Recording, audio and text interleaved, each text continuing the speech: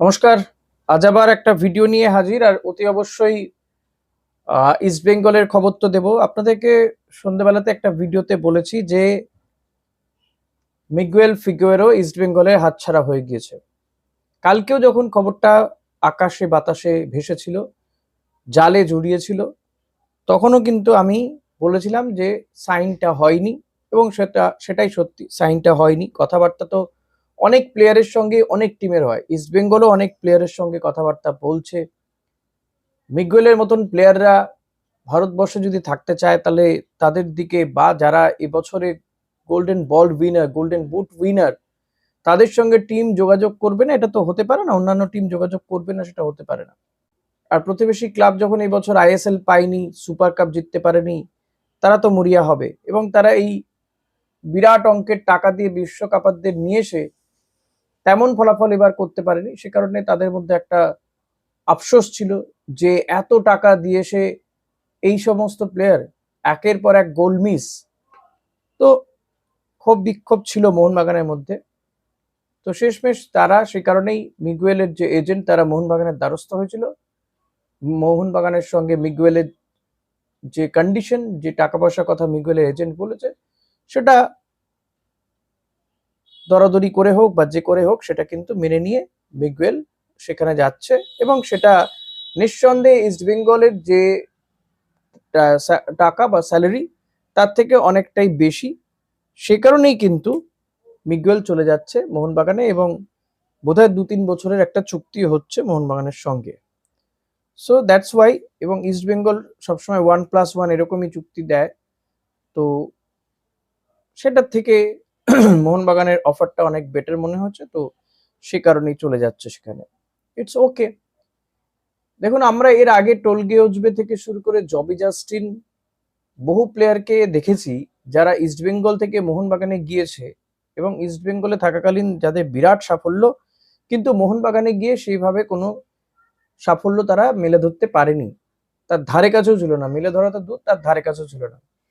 আর এটা মনে রাখতে হবে, ইস্ট বেঙ্গলে এসে মিগুয়েল যে সাফল্য দেখিয়েছে, সেটা মিগুয়েলের নিঃসন্দেহে তার ক্লাস আছে, এটা নিয়ে কোথাও কোনো দ্বিমত নেই।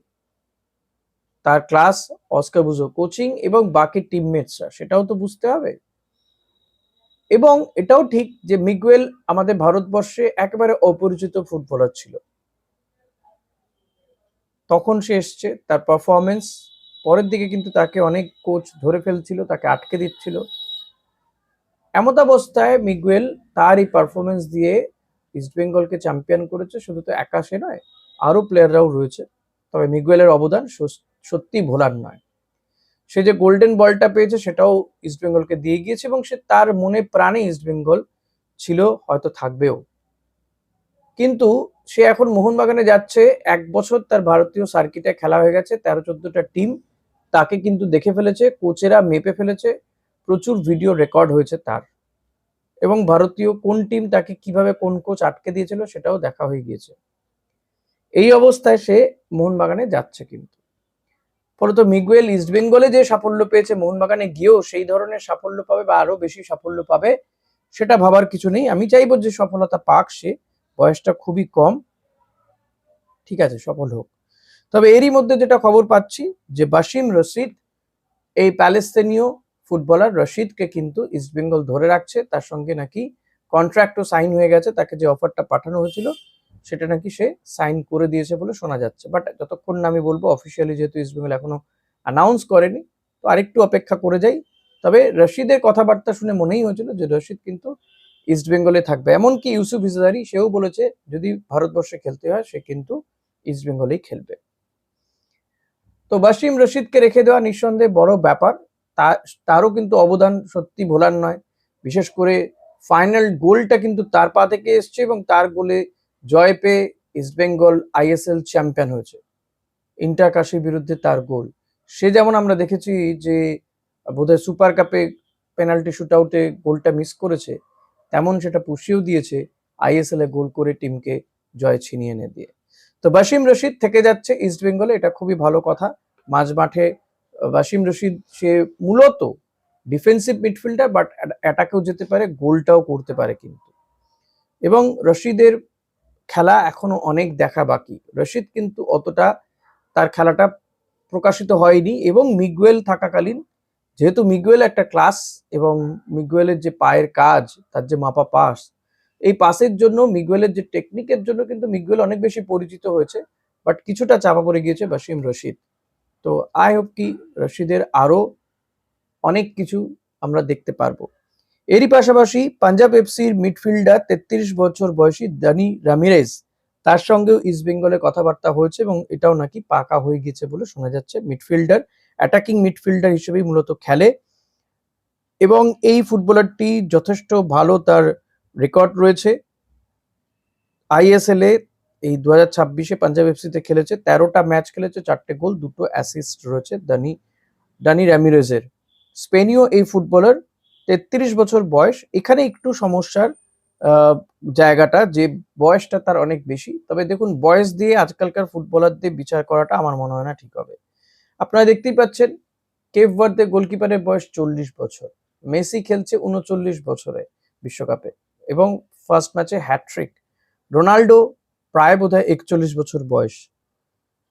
ফলত বয়স দিয়ে এদেরকে বিচার করাটা ঠিক হবে না, এবং অলরেডি কিন্তু তাকে তার টিম হিসেবে ইস্টবেঙ্গল দেখিয়েও দিচ্ছে। রিয়েল মাদ্রিদ, ভ্যালেন্সিয়া, গেটাফার মতন টিমগুলোতে খেলা প্লেয়ার। তো এই প্লেয়ারটা কিন্তু ক্লাস আছে। আমি দেখছিলাম ওর ভিডিও, কিছু দেখছিলাম, পায়ে কাজও যেমন আছে, গোল করতে পারে, গোল করাতেও পারে। তো হয়তো মিগুয়েলের পরিবর্তন হিসেবে হবে না, সাউল ক্রেসপো পরিবর্তন হিসেবে তাকে নেওয়া হচ্ছে। তবে এটাও ঠিক যে মিগুয়েলের মানের নয়, এবং বয়সটা সবচেয়ে বড় ব্যাপার, যে বয়সটা অনেকটা বেশি। তাই এই প্লেয়ারের সাথে লং টার্ম হয়তো চুক্তি হবে না, হলেও হয়তো 1+1 এরকম চুক্তি হতে পারে ইস্টবেঙ্গলের ডানি রামিরেজের সঙ্গে।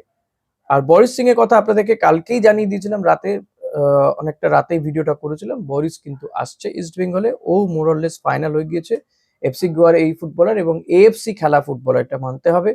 যেহেতু মোহাম্মদ রাকিবের যে চোট, তার অপারেশন হয়েছে, মোরলেস ধরে রাখুন 5-6 মাস সে এখন মাঠের বাইরে। তো সেই পজিশনে কিন্তু বরিস যথেষ্ট ভালো মানের ফুটবলার, পাহাড়ি ফুটবলার, তার গায়ে যথেষ্ট কষ রয়েছে। তো এই ফুটবলারটিও কিন্তু ইস্টবেঙ্গল অনেকটাই কনফার্ম বলে মনে করা হচ্ছে। এখন দানি রামিরেজ যদি আসে, সেটা কিন্তু মন্দ হবে না, এবং আগামী দিনে ইস্টবেঙ্গল স্ট্রাইকার কাদেরকে নেয় সেটাও একটা দেখার বিষয়, যে এই স্ট্রাইকার কাকে নিচ্ছে। তবে এটা ঠিক যে মিগুয়েল যখন মোহনবাগানে চলে যাচ্ছে, তাহলে কি অস্কার বুজোও মোহনবাগানের পথে? কারণ মিগুয়েল অস্কারের কোচিং এ খেলতে পছন্দ করে, আবার ইস্টবেঙ্গল পাঞ্জাব এফসির কোচকেই অফার করেছে বলে শোনা যাচ্ছে, যে কারণে পাঞ্জাব এফসি কোচ একটু ধীরে চলো নীতি নিয়েছেন, মোহনবাগানে সাইনটা এখনো করেননি। ফলত সব মিলিয়ে ওই একটা তালগোল পাকানো জায়গায় রয়ে গেছে। এইগুলো যতক্ষণ না একটা মানে একটা খুলছে গিট, ততক্ষণ আর একটা গিটও খুলবে না। তাই কে কোন জায়গায় যাচ্ছে, ইস্টবেঙ্গলে কে কোচ হচ্ছে, আর মোহনবাগানে কে কোচ হচ্ছে, এটা এখন সবচেয়ে বড় প্রশ্নের জায়গা হয়ে দাঁড়িয়েছে।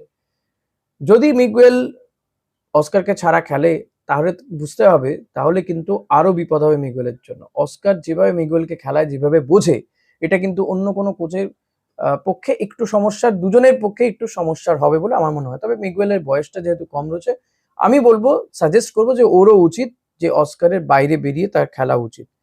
হয়তো অস্কারের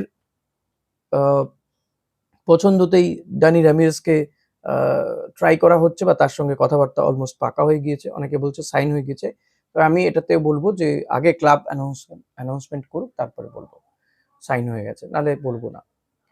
তো লেটস সি, মন্দ কিন্তু হবে না। তাই যারা হাউতাশ করছেন, আবারও বলবো, হাউতাশ করার কিছু নেই, অনেক কিছু খেলা বাকি রয়েছে, খেলা হবে। হ্যাঁ ঠিক যে ইমামি মতন সংস্থা আর প্রিন্সিপাল ইনভেস্টার নেই, ফলত ফান্ডিং এর একটা সমস্যা তো রয়েছে। এই বাস্তবটাকে অস্বীকার করা মানে অন্যায় করা, মিথ্যে কথা বলবো আমি এটাকে মিথ্যে কথা বলতে পারবো না, অস্বীকার করার জায়গা নেই। তো ইস্টবেঙ্গল টিমও ভালো হবে, এটা আশা রেখে চলা উচিত। সময় এখন অনেক বাকি, অনেক প্লেয়ার গোটা বিশ্বে রয়েছে, এমন নয় যে মিগুয়েলই একমাত্র প্লেয়ার, তাকে ছাড়া ইস্টবেঙ্গল খেলছে না মানে ইস্টবেঙ্গল টিমটা শেষ হয়ে গেল। লেটস সি কি হয়, একটু অপেক্ষা করুন না, খেলা এখন অনেক বাকি রয়েছে। এটা বলেই আজকের ভিডিওটা শেষ করছি। ভালো লাগলে যেটা করতে হয়, লাইক, কমেন্ট, শেয়ার আর সাবস্ক্রাইব প্লিজ। Thank you.